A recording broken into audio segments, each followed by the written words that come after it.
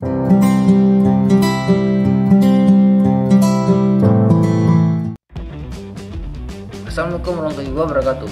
Selamat datang di video kali ini. Di video kali ini kita akan membahas yuk tingkatkan hard skill, soft skill, dan kapabilitas diri.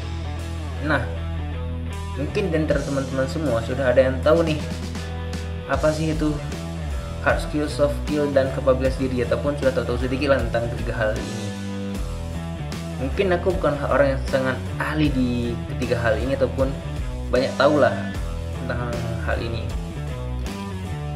Tapi aku harap teman-teman dapat memahami apa yang aku sampaikan dan bisa memberikan efek kepada teman-teman semuanya. Tanpa membuang waktu lagi, yuk kita mulai aja video kali ini. Nah, kita mulai dengan hard skill. Atau apa sih hard skill itu? Nah, pengertian hard skill adalah kemampuan yang dapat dipelajari dan diperoleh dengan ditingkatkan melalui pelatihan, pengulangan, dan pendidikan. Hard skill ini sangat penting untuk meningkatkan produktivitas suatu perusahaan dan meningkatkan efisiensi. Nah, bukan hanya untuk karyawan sih, sebenarnya hard skill ini juga dibutuhkan untuk seorang leadership di suatu bidang. Nah, contoh hard skill itu seperti teknik, pemasaran, desain, manajemen, dan lain-lain.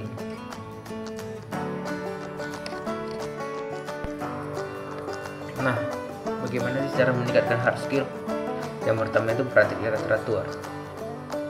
Cara pertama ini bisa dilakukan untuk meningkatkan keahlian dengan memperhatikan secara teratur dan konsisten. Jika kita mempraktikkan secara teratur dan konsisten, maka percayalah teman-teman, ilmu yang akan kita miliki itu akan sangat mudah untuk kita lakukan, baik apapun itu ilmunya. Nah, yang kedua itu minta kritik dan saran. Jangan sungkan untuk minta kritik pada orang-orang terdekat kita ataupun orang-orang yang mahir di bidangnya, entah itu teman, rekan kerja, ataupun bahkan sanak famili kita. Yang ketiga itu ikut kursus online. Ini merupakan kesempatan yang sangat baik untuk mengasah hard skill. Sebab dengan terus belajar, maka wawasan yang kita miliki akan semakin bertambah. Dan sekarang sudah banyak kursus online seperti Skill Academy, Kelas.com, Pintaria, Bukalapak, Tokopedia, Sekolahmu, dan lain-lainnya, baik itu di bidang IT, tata boga, pemasaran, pengembangan diri, dan lain-lainnya teman-teman. Yang keempat itu mengejar pendidikan tinggi. Cara lain untuk meningkatkan hard skill itu adalah dengan menempuh gelar yang kamu minati sampai di perguruan tinggi, baik itu di politeknik, universitas, dan lain-lainnya teman-teman. Nah, yang kedua teman-teman, apa itu soft skill? Soft skill adalah kemampuan non teknis yang secara alami ada pada diri seseorang, dan kemampuan ini tidak bisa dihafal ataupun dipelajari dalam waktu singkat, tetapi membutuhkan waktu yang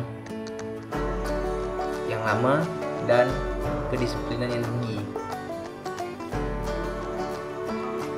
Termasuk apa aja sih soft skill itu? Kemampuan dalam komunikasi, leadership, dan sosialisasi.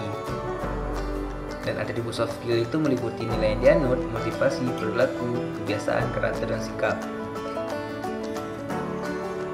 Nah, seperti yang gue katakan tadi teman-teman, soft skill ini tidak bisa dipelajari dalam waktu yang sangat singkat, tetapi harus dilakukan dengan kedisiplinan yang tinggi supaya ini menjadi kebiasaan kita teman-teman. Nah, bagaimana sih cara meningkatkan soft skill? Yang pertama itu kita mengikuti kursus, baik online ataupun offline, baik itu daring ataupun luring. Khusus pengembangan kepemimpinan dan manajemen itu dapat mengajarkan kita banyak sekali soft skill seperti komunikasi, pemecahan masalah, berpikir kritis, hingga berbicara di depan umum. Salah satu platform belajar yang pernah gue ikuti adalah Kelas.com dengan mentor Panji Pragiwaksono, berbicara merdeka dalam berbicara. Di situ yang aku dapati adalah bagaimana cara kita menjadi seorang komedian ataupun master of ceremony. Di situ kita dipelajari semua hal yang seperti komunikasi, pemecahan masalah, berpikir kritis, hingga memiliki tanggung jawab dengan apa hal yang kita ucapkan ataupun opini kita, teman-teman. Yang kedua itu menemukan mentor, yaitu seorang yang bisa membimbing kita menuju hal yang baik itu masalah karir ataupun yang lainnya. Salah satu cara terbaik lah menemukan mentor, sebab mentor dapat memberikan bimbingan jangka pendek maupun jangka panjang kepada kita. Yang ketiga, menjadi relawan. Mungkin sedikit meluangkan waktu dan menjadi relawan merupakan sesuatu hal yang baik untuk mengasah soft skill kita, baik itu hal sosialisasi ataupun lainnya yang mungkin tidak didapatkan di kampus ataupun kantor. Nah, yang terakhir teman-teman, kapabilitas diri. Kapabilitas diri itu artinya sama dengan kompetensi, yaitu kemampuan, tetapi memiliki makna yang lebih, tidak sebatas memiliki keterampilan, namun lebih dari itu, yaitu lebih paham secara mendetail sehingga benar-benar menguasai kemampuan yang kita miliki dari titik kelemahan hingga cara mengatasi kelemahan itu, teman-teman. Nah, bagaimana sih cara meningkatkan kapabilitas diri kita? Pertama itu pikirkan diri kita sebagai produk. Pandangilah diri kita sebagai produk yang kompetitif, yang memiliki daya saing. Bandingkan diri kita dengan orang lain dan pasarkan kemampuan kita terhadap orang lain. Dan perusahaan pada umumnya setiap tahun mendengarkan kebutuhan konsumen mereka, dan kemudian perusahaan akan meningkatkan dan memperbaiki produk mereka untuk bisa menjual di pasar. Dan maksudnya kita ini harus mendengarkan orang yang lain supaya